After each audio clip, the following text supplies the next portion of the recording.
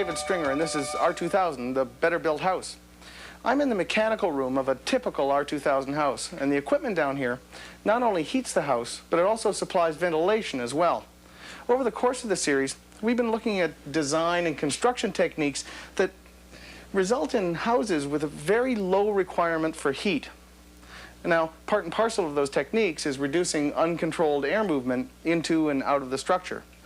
Now, both the fact that the house has a low heating demand and a reduced rate of ventilation impose some concerns on the design of the mechanical equipment. Over the next few shows, we'll be looking at some of those concerns and also some of the innovative approaches to supplying heat and ventilation to an R-2000 house. As always, Oliver will be here to help us understand new concepts and practices. He's upstairs. Well, Oliver, this is going to be pretty interesting for me. We're going to look at R-2000 mechanical systems, I understand, and I'm interested in the role of the builder in installing the systems. But I'm also just interested in the systems because it's going to be all new to me. Well, it will be all new, and we're going to cover it. But I think that in order to put in perspective the role of the builder, why don't we take a look at some of the stuff that we've been seeing in the construction sites? I think that we could use a review here. Go ahead. No, you do it. Oh, all right. But there's so many different issues that we covered. Where do we start? How about with the design parameters? Well, that boils down to a basic. You want to maximize the amount of insulation and minimize the amount of framing members. We wanted to make sure that thermal bridging across the structure was minimized to both improve the thermal performance of the envelope and to reduce the cost of the building. And how should that insulation be installed, David? Well, that all has to do with installing the insulation to reduce convective air movements. That meant completely filling the cavities and preventing the washing of cold winds through the materials. And we talked about how the effectiveness of insulation is reduced with excessive compression. What about uncontrolled air leakage, David? Well, that was the major difference in the detailing of all the different things we looked at. The point of it was to provide a continuous air barrier in the most cost-effective manner. But looking at it in conventional single-stud walls and double-stud construction and in expanded wall systems, I guess the point is the onus is on the crews to get into it and provide that continuous air seal. And let's not forget the implications on the builder. Throughout the entire series, I've been trying to point out the implications that all of these changes have on the costing of the building. Many of these techniques require a certain amount of additional supervision, care. But we've talked to a lot of builders who are really comfortable with these techniques, and that's the key. The primary concern here is that whatever the changes that the builder makes to the way in which he normally progresses has to fit appropriately into his business plan and into his market. It's nice that the R-2000 really is an indication of the fact that the builder is a better builder. So it's not only the better built house, it's the better builder's house. That's a pretty comprehensive review, I think, of the entire series. Well, this is educational television, David, so we're going to have yet another review. Of the 5 key features of the better built house. There are 5 key features that are common to R-2000 and energy-efficient houses alike. Firstly, they have higher levels of insulation than the conventionally built house. Second, the houses are built to control air leakage and be draft-free. Third, because the house is that much tighter, a mechanical ventilation system is needed to provide a controlled and regular supply of fresh air to each room of the house. The fourth feature is the use of efficient heating equipment. And the fifth and final feature is the use of building designs which make use of passive solar heat. Well, so far we've been sitting at a table. When do we get to go and actually look at the furnace and the ventilation system, things like that? In a minute. Final concept that I want to put across to you is that the mechanical system in a better built house, in an R-2000 house, is actually part of the entire building. It's really there to enable the building to function properly. And it has to be pre-designed in order to fit in that building, and the building envelope has to be taken into consideration when you do that design. Now, I've seen you out there on the construction site keeping an eagle eye on all the details of the framing and the vapor barrier, the kind of unique things about that side of the house. How eagle-eyed are you when it comes to the mechanical systems? You have to be right on top of it. Nothing changes. The fact is that an awful lot of contractors become contractors after having previously been carpenters. And as a result, they tend to feel a greater familiarity with the structural side of the business than with the mechanical side of the business. So very often they rely very heavily on their trades to do the mechanical systems, and they don't really get that involved. In an R-2000 house, you really have to get involved. It's extremely important. So you're telling me that in an energy-efficient house, the mechanical systems are as vital and important as anything else in the system. Now that you've had experience with many of the buildings, can you generalize for everyone else about what the builder's role ought to be with the mechanicals? Well, as with everything else, the builder's primary responsibility is to the client. You have to be responsible for every aspect of the building, not just the mechanical systems or just the structural systems, but everything. The buck really stops with the builder. And to accomplish that, the builder should be involved right from the beginning in the conceptual design of the building, in determining what mechanical systems should be put into it, and then in supervising the installation of all of those mechanical systems.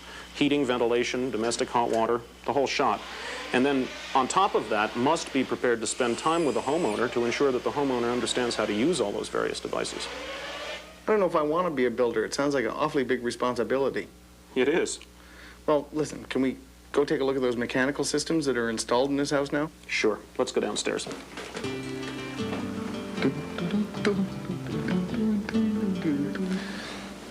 Well, this looks like a pretty standard basement to me, Oliver. A furnace and a hot water tank, and I guess this is the mechanical ventilation system I've heard so much about.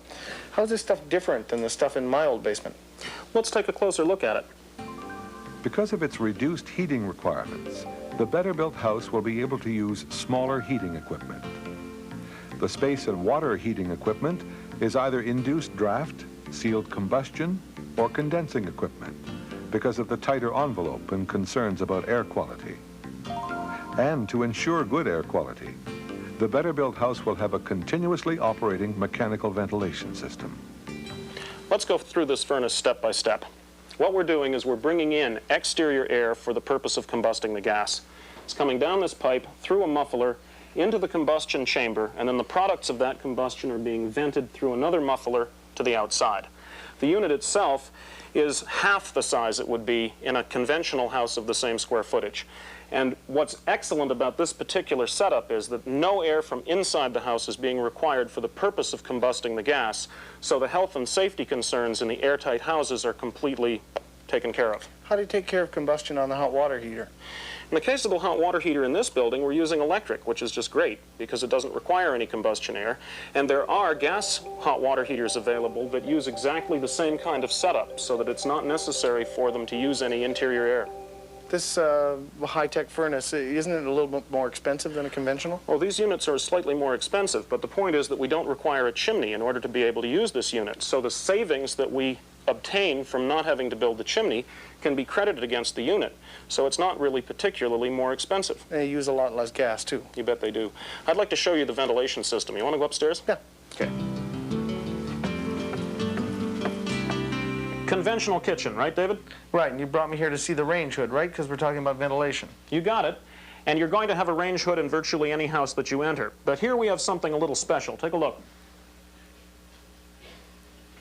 So that's a clue to the mechanical ventilation system you've been talking about. It has nothing to do really with the range hood. And that's the system that runs all the time? That's running all the time, ensuring that we get fresh air to the house. And why is that so important? You've really been stressing that. Well, the public perception about tight and loose houses runs something like this. If you live in a leaky house, you've got great air quality. If you live in a tight house, you've got lousy air quality. Nothing could be further from the truth. If you live in a leaky house, there will be days when you have super air quality, and you're also going to have very high heating bills because the wind is going to be blowing right through the wall. There are other days when there's no driving force to cause air to move across that wall, and you can have very poor air quality in a leaky house. In a tight house, we're ensuring that you always have good air quality because we have a ventilation system in the building. I see, and that ventilation system just runs year-round, all the time. You sure can have it run that way. Alternatively, turn it off in the summer and open windows. Now, is the primary purpose of that system to bring fresh air into the house? Yes, it is. I want to show you more about it down at the office. Can you unplug this for me, David? Yeah. Thanks. Actually, you know, that steam is a very good example of a source of humidity in a building. And you'll remember that you can generate as much as 25 pounds of water in a building just from a day-to-day activity on a daily basis. And we need a ventilation system to ensure that we exhaust that humidity from the building. Now, we would not want to exhaust all of it because you like to live in a humid environment, but not more than 40%. So we have an option in an R-2000 house to actually dial the level of humidity that we wish, instead of having it passing through the walls willy-nilly. So is that the prime thing that the mechanical ventilation system does?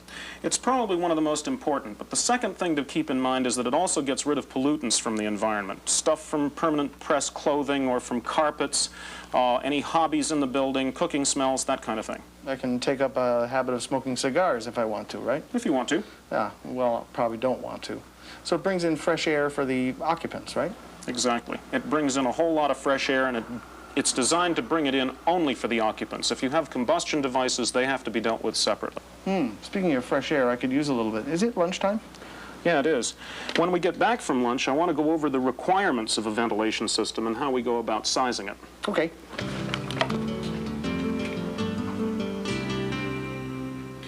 What you see here, David, is a schematic of a ventilation system in a house. Ducts running from various rooms in order to ensure that we get a continuous supply of fresh air to all those rooms.